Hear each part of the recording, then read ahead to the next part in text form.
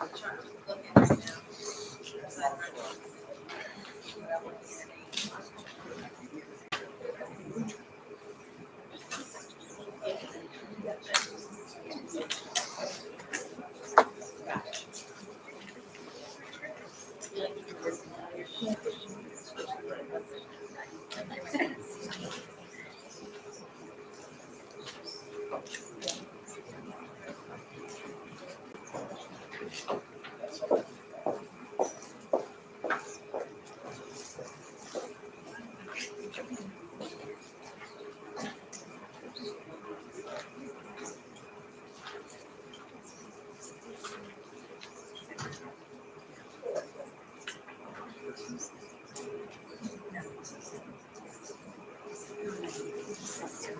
evening, everybody, and welcome to the meeting.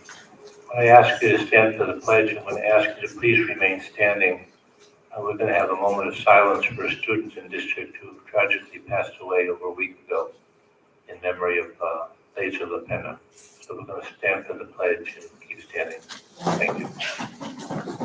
I pledge allegiance to the flag of the United States of America and to the republic which stands one nation, under God, indivisible, with liberty and justice for all.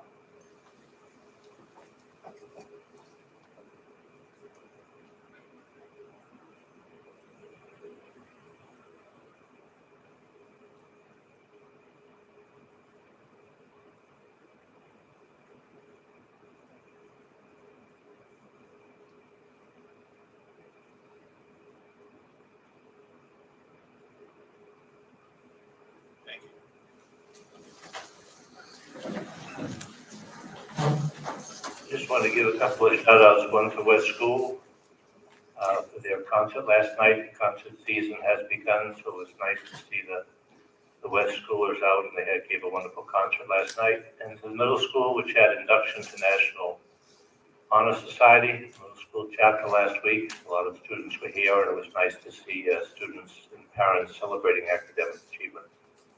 So at this point, I'll turn it over to the superintendent of schools. Thank you, Dr. Ryan. Tonight for our student showcase, I don't know if the board wants to jump down for a minute or move off to the side. We're going to present a little bit about our newest program offering at the high school, our medical assisting program.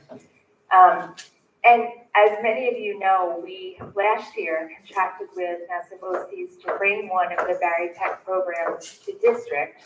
We renovated the Nike building and set up what looks very much like a medical training office.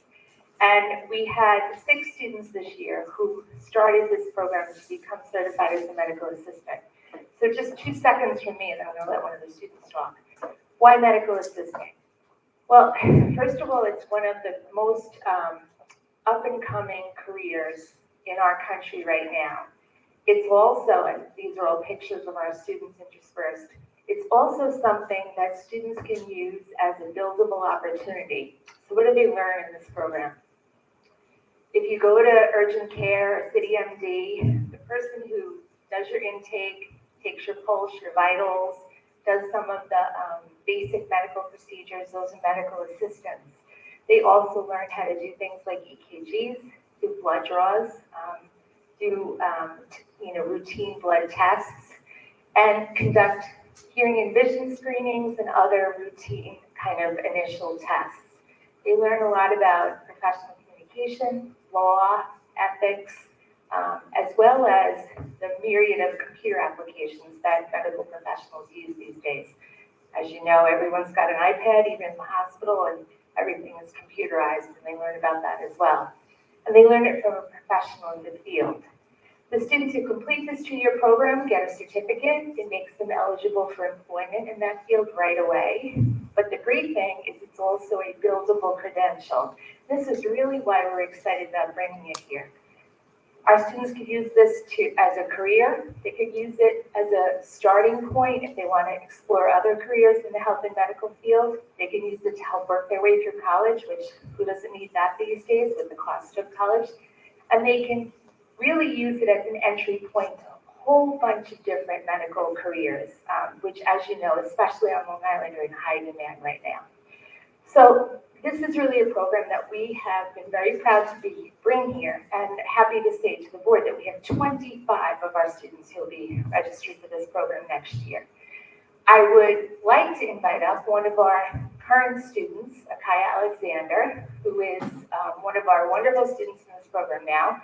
And I asked Akaya just to share with you a little bit about the program, how she's benefited from it, and what she hopes to do with her future. Yeah, right there. Thanks.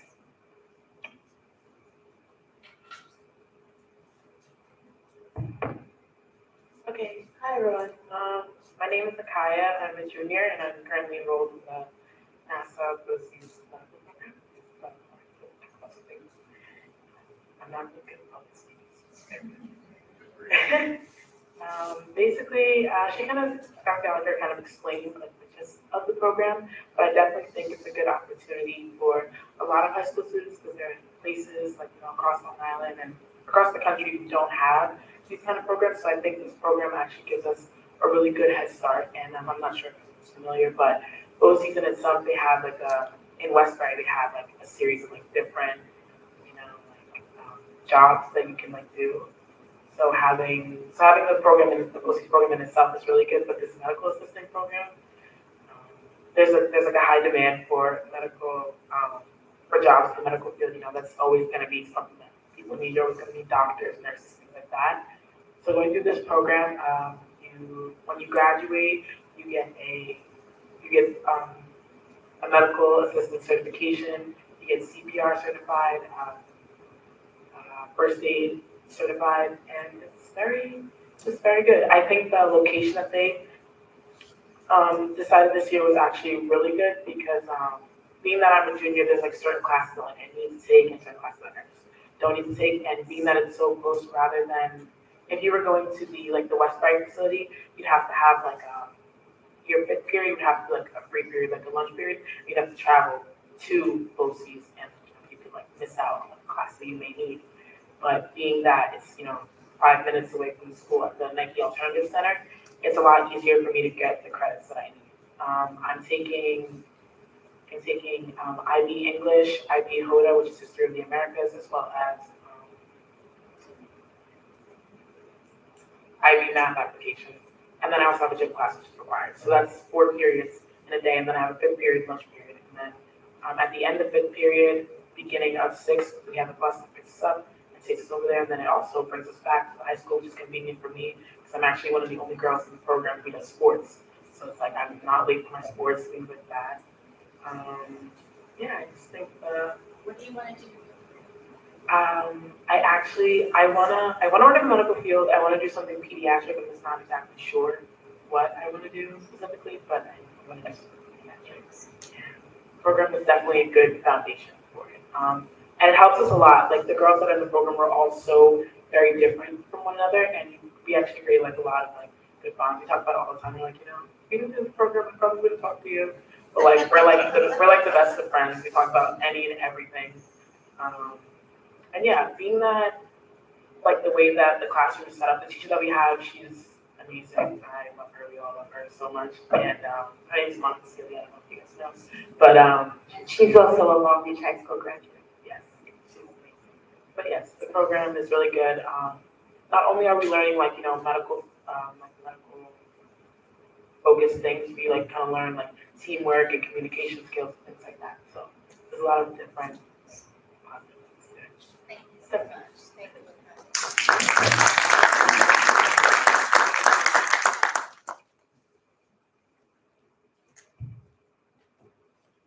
Thank you so much, Akaya. Always is better to hear directly from students. I don't know if board members have any questions for Akaya, or if you want to just grab the microphone there, because otherwise we'll go right into the budget presentation. I do. I have a couple comments. I have seen you in doing your sports and getting awards. So you're not just into sports, you're an athlete and a really accomplished athlete. So I remember you. But I just wanted to ask you, in general, do you feel prepared to continue your education? Like, does this could help you feel prepared to continue your education, and or are you going to start working and like what are your plans when you get out of high school? I definitely do feel we actually, in the program, we actually had like a switch in, we had like a switch in like teachers, I think it was like February. And so when we got the teacher, we were kind of, we weren't used to her, but I feel like the change in the teacher that we have, I definitely think that she has helped us a lot in, better understanding things within like the medical field, and things just in general. I think she's, in the few months that she's been here, she's definitely prepared us a lot and made us a lot more comfortable than we had before. We work on certain things and we're like, we're gonna be headless chicks. Okay. But once we got the teacher change, she definitely gave us a lot. And how did you learn about the program? So were you kind of communicating with your guidance counselor and saying you're interested in medicine? Did you seek it out or did somebody present to you? I'm just wondering how you, because there's only 6 of you and now we've tripled, right? Is that right? For coming up. So how did you learn about it? It was always, I tracked sports like older people, so I had older friends on like the track team and soccer team, things like that. They were like, oh, like, I'm going to be close to this, close to that. And I heard that they offered like a medical program and I wanted to do it, but when I did my scheduling with my guidance counselor, I don't think we ever really talked about it. So I ended up joining the program late. I can't do it, and I ended up getting it. So it's just something you work out with your guidance counselor. Perfect. Thank you.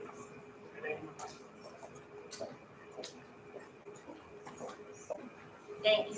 Thank you again. Thank you again, Micaiah. Really appreciate it. And I know you have stuff to do because you're a busy woman. So if you want to go, you can feel free. Thank you. Mr. DeVito?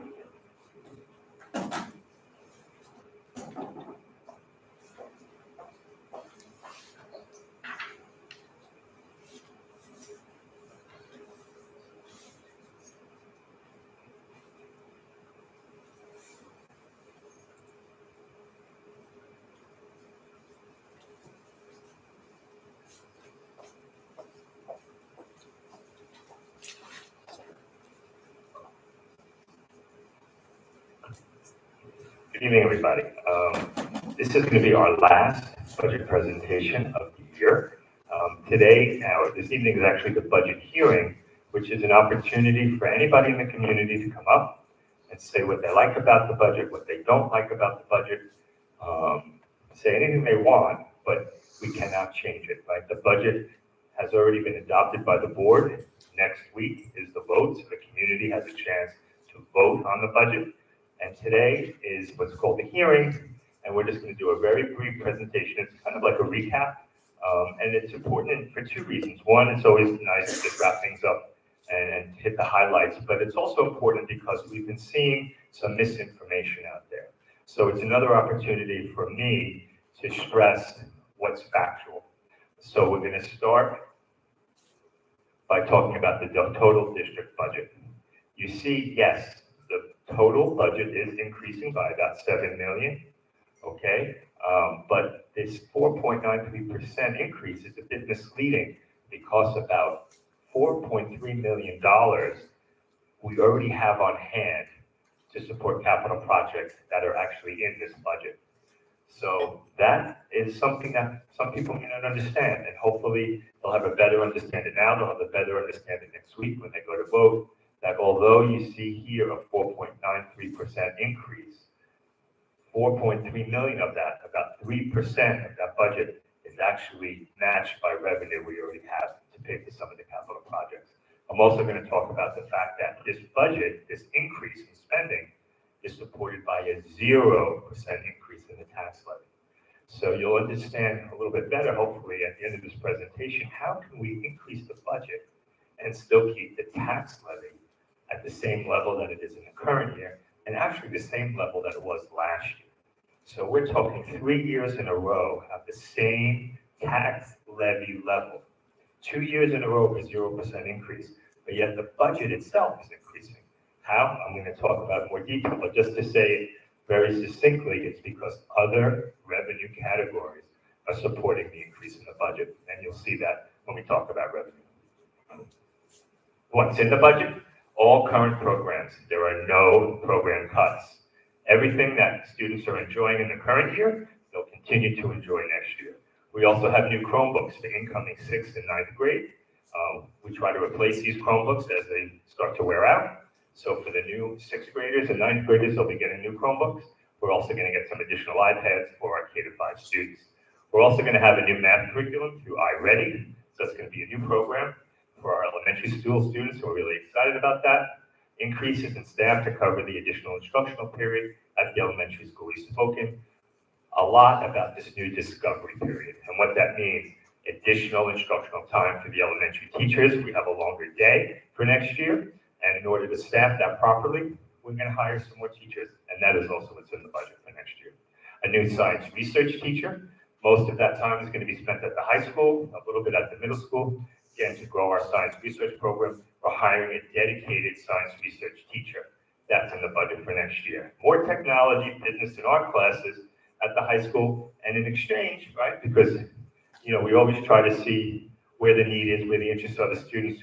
We are going to offer fewer family and consumer science classes based on student interest over at the high school. New capital projects. Let me talk a little bit about what I mentioned earlier. Some are funded with our unassigned fund balance. I'll explain that in a little bit. That's within the budget, which is proposition number 1 on the ballot. And then the rest are in proposition number 2. And we're going to use, again, cash we have on hand from our capital reserve funds. Our total capital program is about $11.3 million. Let me just get to that for a minute. You see here, it's about $11.3 million. I think it looks like the total's cut off a little bit. All of those projects we're going to fund through cash we have on hand. And you'll see that. No tax impact. So if you hear people talk about, well, the district is planning to spend $11.3 million on capital projects, we have the money on hand already. We saved over the years in order to use it for these purposes. Okay? Let me just back up for a second. Proposition 1 versus Proposition 2. Proposition 1 is our budget. $152 million budget includes all of our programs. Elementary school, middle school, high school, athletics, transportation. We've gone through over the past several months all of the different functions within the budget, right? $4.3 million approximately of that $152 million are projects, capital projects that are in the budget itself.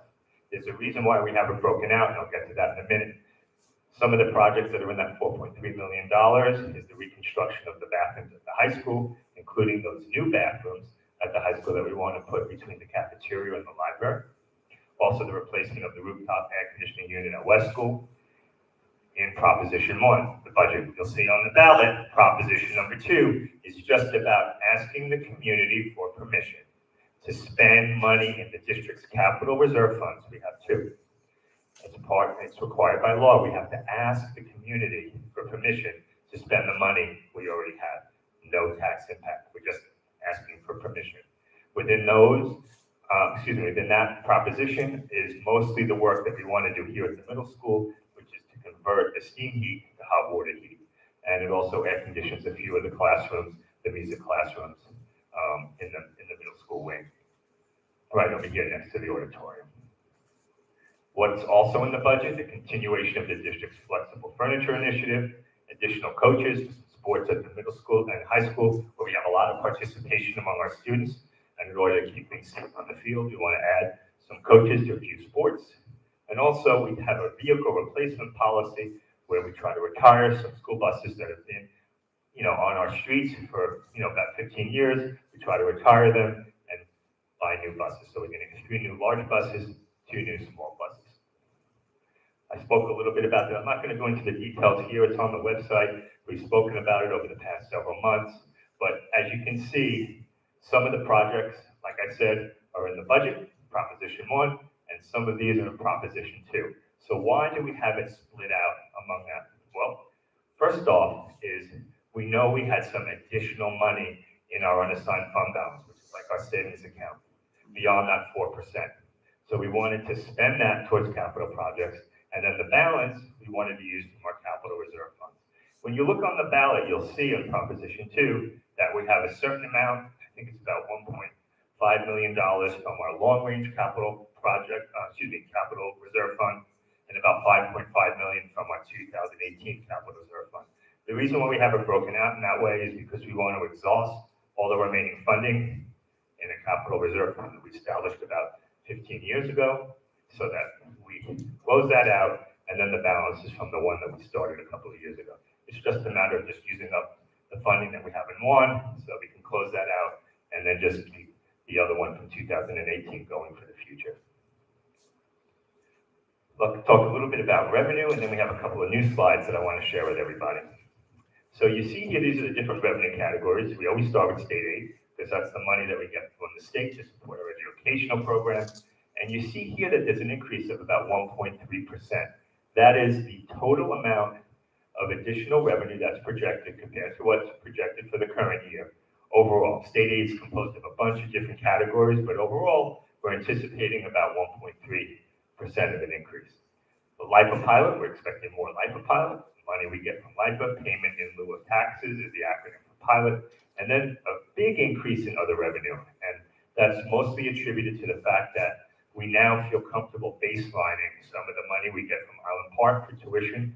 Their high school students go to Long Beach High School. Over the past couple of years, we were unsure what that level would be. Now we feel pretty comfortable that we can now include that in terms of our baseline projections. And then some other revenue categories have increased for a total of about $1.7 million increase. If you total up all those three categories that I just mentioned, the increase in state aid, the increase in the LIPA pilot, the increase in the other revenue, we get about $2.2 million, right? That's how we can support the increase in the budget while still keeping the tax levy level at the same level as it is in the current year. Okay, the 4.3 million approximately, you see appropriated fund balance for capital projects. That's the money that I said, all the capital projects that are in our budget, Proposition 1, are matched by revenue that we have on hand. So that shows you we're going to use money from our appropriated fund balance for capital projects, $4,285,400.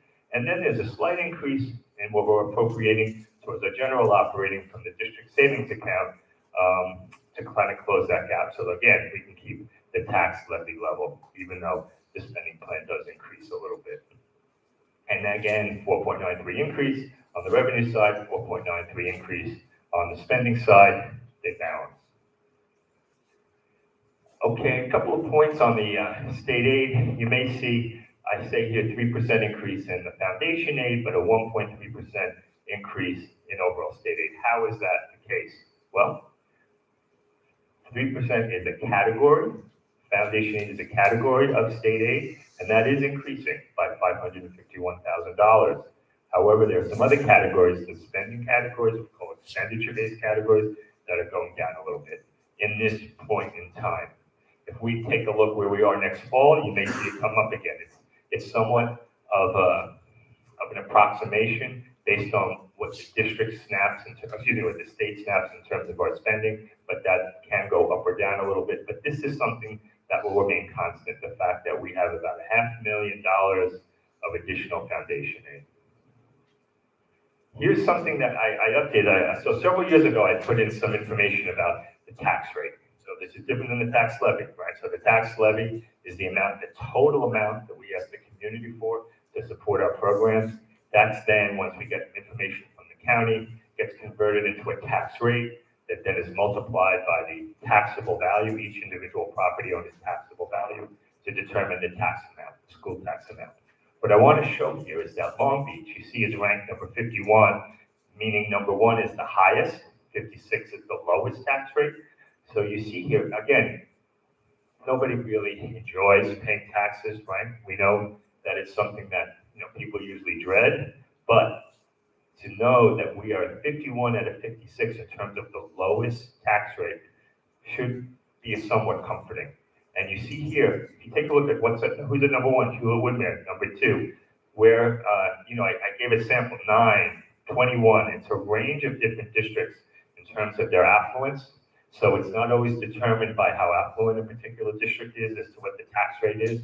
There's a lot of different factors about basically what the tax levy is, how it's spread out among the different classes of properties, all the different people that can contribute to shouldering that tax burden. And you see the common thread between a place like Long Beach or Lawrence or Manhasset is the fact that there's some commercial taxpayers that can shoulder some of the burden. It's not just purely residential. If you take a look at a place like Hewlett-Woodmere or East Rockaway, they don't have a large commercial segment of their school district, so most of that tax burden is shouldered on the actual, single, 2, and 3 family households. But there are a lot of factors going in, but I did just want to give you a sample of where we are in terms of the county, and we are one of the lowest and have one of the lowest tax rates. Another slide that I've updated since I showed this several years ago is if you take a house in Long Beach, okay, so this is a recent sale, this is a January 2022 sale, about $830,000, compared to an August 2021 sale in Belmore.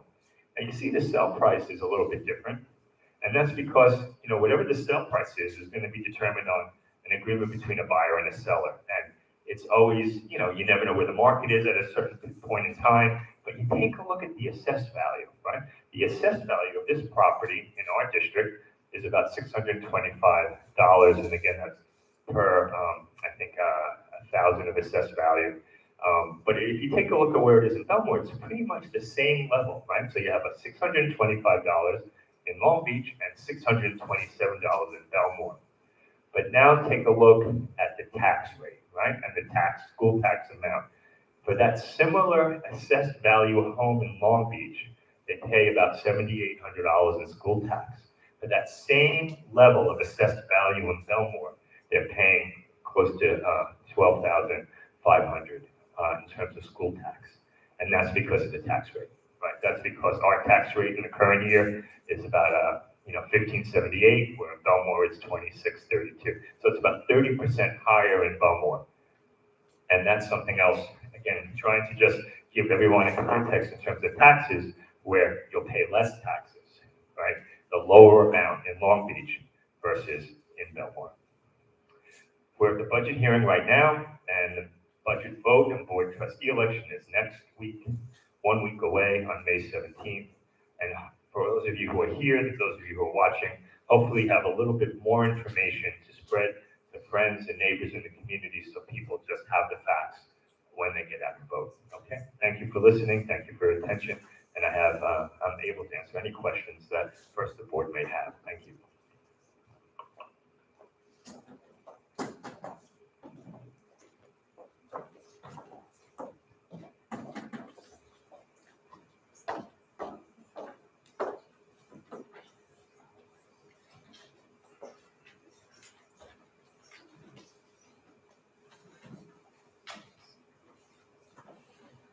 Any board questions? I just have one, Mr. DeVito, and I know it's nothing we can do about it at this point, and that is, they constantly raise the issue of electric buses. And I see that we're buying 3 and 2 small ones. When do we go with electric, as most of the country seems to be doing, or? Right, so this summer we're going to start exploring where we are in terms of electrifying our transportation department.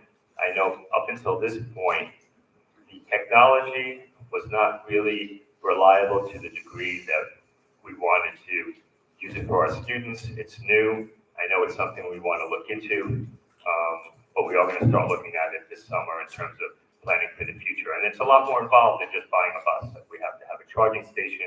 We have to, change our infrastructure. And while we do the strategic planning process next year, it's a good time to start thinking about where we want to be in the near future in terms of our buses. And these 5 buses that we're buying, 3 large, 2 small, the longevity, the lifespan of those buses is approximately? I would say about 15 years, because we have such wonderful mechanics in our department. So the more we buy these buses, the more we're frozen into the duration of time we have to stick with them. To a point, but again, we're not going to go all out with electrifying buses, so it's going to be a gradual thing. We may get a station and have, a plan to start phasing in some of these electric buses. But I will say that the fact that we have compressed natural gas for the overwhelming number of buses in our fleet, we already have a very green operation, and we also get different kinds of rebates because we're using the compressed natural gas as opposed to diesel or gas conscious department to another level. But it's certainly worthwhile, and we consult with different types of experts to buy the buses that we're planning to buy next year. It's not like it's something that's going to be made in vain. Okay, anybody else? Okay, anybody from the public? Okay, moving right along.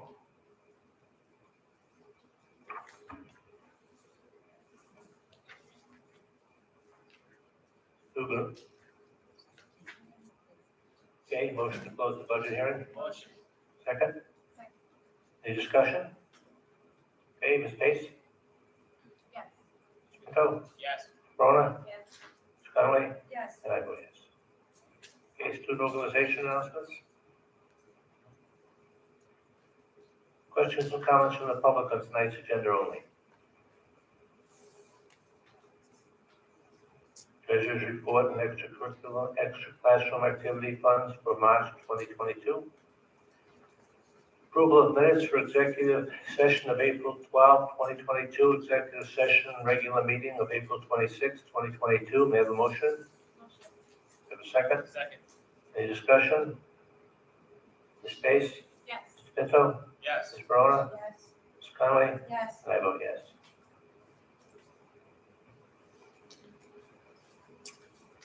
Thank you, Dr. Ryan. I'd ask the board to consider item 1, certificated personnel.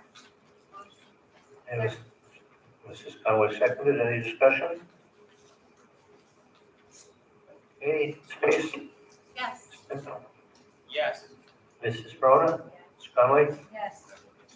And I'd like to welcome Gabriela Fabrizio, just wave, okay, Courtney, Kelly Mendoza, Priscilla Edwards, and Amanda Bass, and congratulations on your.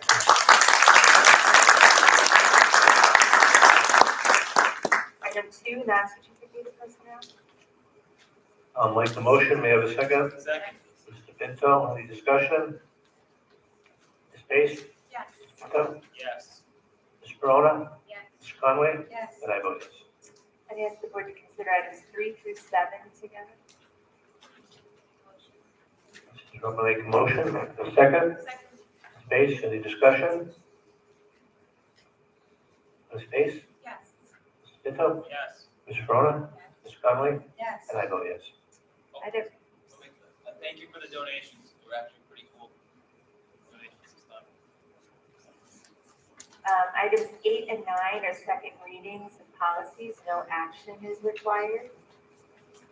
Dr. Gallagher, I had a couple of questions on one of those policies. Should I bring them up now, or, because I think it's on for adoption next time, and sorry for my tardiness in bringing these You issues can up. bring them up now, or you can. Okay, I think it might have to.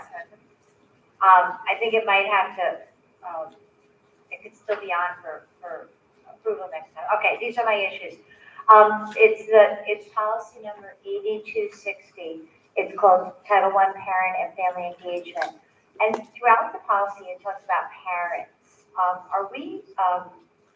Did somebody tell us that we need to use this language, or are we open to changing that to parents or persons, guardians or persons in parental? Someone did tell us to use this language, but I see no reason why we can't make that change. And perhaps I'll work with Ms. Dolan, we can do it in the beginning and then just refer to it as parents, but that parents include guardians. Okay, that would be great. Yeah, that would be much better. Okay, on the like the second to last paragraph on the first page, it talks about the distribution of the this policy, the parent and family engagement policy, to people to whom it applies. And then it says that something about a district improvement plan, a DIP, and then it says the PFE and the DIP will be reviewed and revised each year.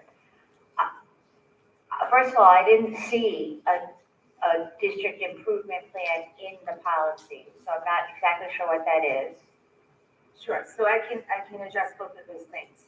We currently do have a district improvement plan because one of our schools is identified as a target or target school by New York State. You may remember that. Yes, We have that issue because Yes. of disproportionality in state test scores, mostly because we have so many students who opt out.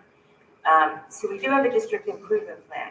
What that whole thing refers to is that we are required, and Dr. McMillan has already done this, to invite any families who receive Title I services, which are basically AIS services, to come to a meeting if they want. And at that meeting, they are given this policy, so it is distributed, and they're advised of their rights as Title I parents, and they are, at that meeting, they're shown, I don't think we actually give them a copy of the plan, but the link where they can find those plans. And that is something that we need to do yearly.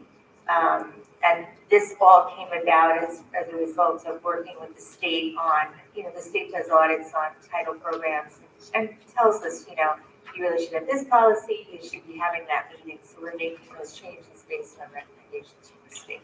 okay, I appreciate that we have a targeted school right now and that we do have a district improvement plan vis-a-vis that school.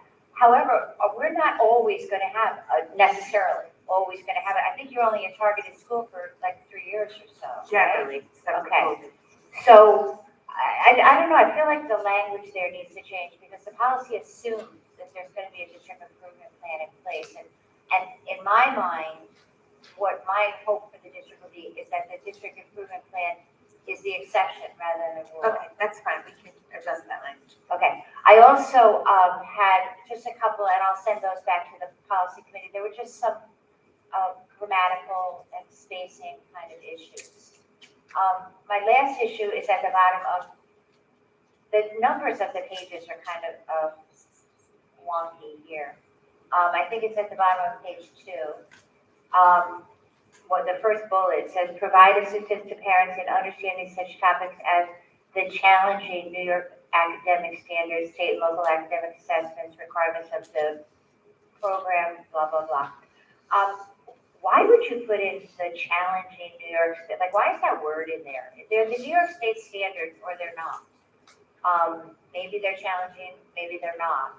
Again, Mrs. Brunner, this policy was given to us by a state auditor as a suggested policy. If the board, the policy committee doesn't like that word, then we can certainly take it out. I think that the reason the state holds their standards up as challenging is that we want to offer our students a challenging and rigorous. So there's no BOCES, Erie 1 BOCES policy called parent and family engagement? There is. And is that what this is, or is I this think what it's the a auditor? combination of the BOCES Erie 1 policy and the language that the auditor gave us. The policy committee worked to kind of integrate those two things. Okay, all right. Well, I think it should just wording wise go back to the policy committee a little bit, but that's just my opinion. Thank you. Anybody else? Okay, I have a quick question about letter H. Can I ask you? I know did we get to that yet? Section H. I'm sorry, section 1. We passed that, right? yes, I'm we did. sorry, I missed it. Can I ask just a quick question? Sure. My question is this for future tutoring or past tutoring? This is for future tutoring. So you may remember at the last Board of Ed meeting, a parent raised that while we had offered tutoring to high school students earlier in the year and it wasn't really well received, they felt there was enough to provide them with extra help and other tutoring that we're offering. We did rethink that perhaps during Regents preparation, students might actually be interested in a little more, and so we put that on there, offering it again. You may notice it says high school and middle school. Some middle school is included here. They're taking accelerated classes. We also offer middle school tutoring through that targeted improvement grant, and have been doing that all year. Anybody else? Okay, It does say the 2021. Yeah. That's this. Yeah. Oh, right. It's finalized right now. Yeah, it should have just like. okay, Okay, sorry. I'd ask the board to consider items 10 through 13 together, but item 11 as amended. Motion. Have a second? Second. Ms. Conley, any discussion? Ms. Pace? Yes. Pinto? Yes. Corona? Yes. Ms. Conley? Yes. And I vote yes. Would there be any additional new or old business? I just I'd would like like to say a couple of shout outs.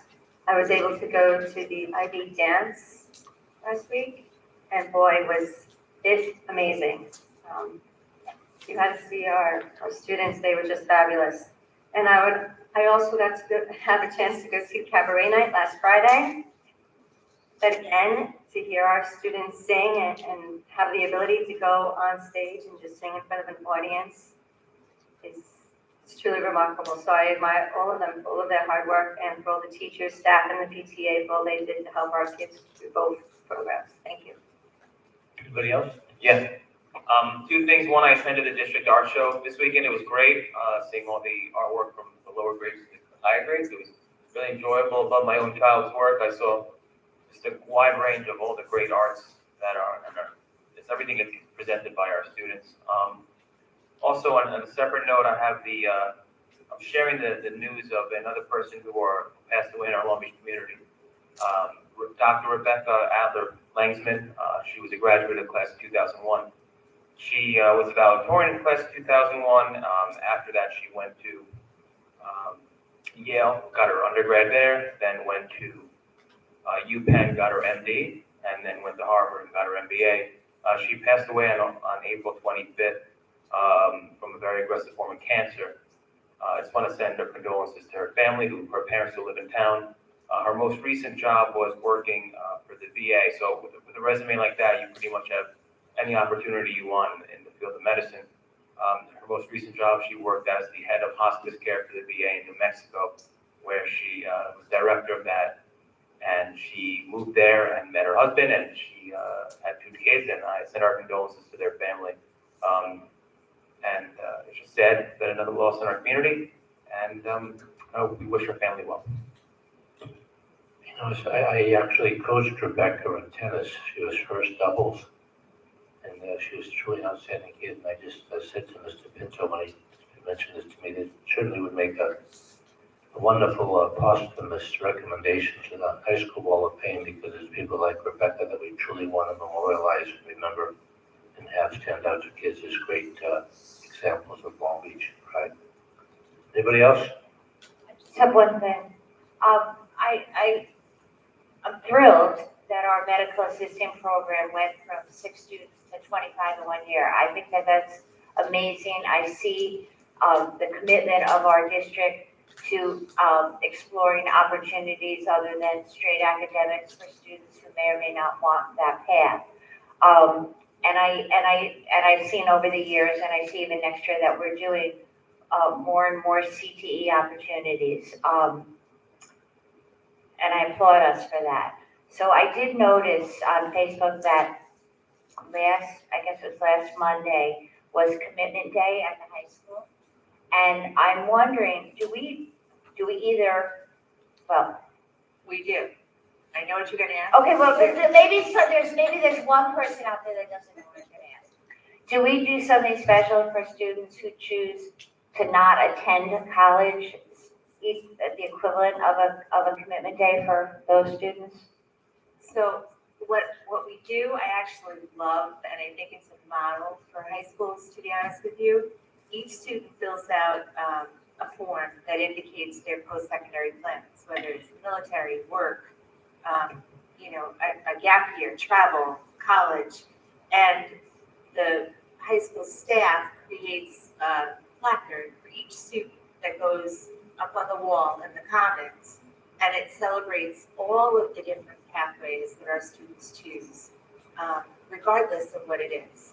And I think it's a way for us to, say that we want our students to be successful after high school, the path to that success. And actually, if students are not sure, we add them as the weeks go on. Not everyone knows exactly by May 1st, so we add them as they. I'm really very happy to hear that. I just wonder if maybe we want to call, and maybe you can't change the tradition of calling it Commitment Day, But Commitment Day, in my mind, like I think the public perception of Commitment Day is college. So I'm really happy to hear we're doing that. Just my thought. Anybody else? Okay, questions or comments from the public?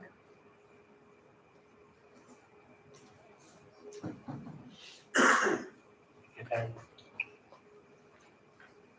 Chris Nash, I just wanted to, it's decision day, it's not commitment day, if that makes a difference. Okay, thank you. Anybody else? Okay, announcements, Long Beach Classroom Teachers Association. Good evening, ladies and gentlemen of the board. Congratulations on your final presentation for the budget. I'd like to let the community know that the Long Beach Classroom Teachers Association has endorsed and supports the Long Beach School District budget. We're very proud to do so, as it is a 0% tax levy increase for the community while maintaining and enhancing our academic programs for our students. I'd also like to congratulate all the members who are being appointed on tonight's agenda. Thank you, Mr. Holly. Administrative Supervisor, PPS Group, no announcements. LBSEA, no announcements. Parent Teacher Association, no announcements. We have a motion to adjourn. All in favor? Good night, everybody. Thank you.